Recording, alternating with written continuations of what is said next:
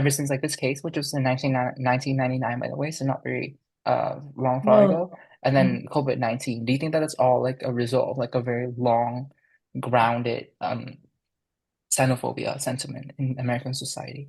Yeah, definitely. I think it's also very also linked back to like the Cold War and just like the clash of ideology between like like from like the US like what they think is democratic and then versus like the Chinese Communist Party. So I feel like it has links to that. And there was cases in the past where there were like that was like back in like 1970 there was like a Chinese scientist who was working with like US one of the US like something I don't really know exactly, but Mm. then they they wanted to come back to China and the US didn't really want to let them go, but in the end he went to China and helped China develop nuclear weapons. So there are like there has been past cases where it was like I guess like kind of secret stuff was kind of transferred, even though like that person wasn't allowed to take any secret stuff with them, but he kind of went back and helped try and develop.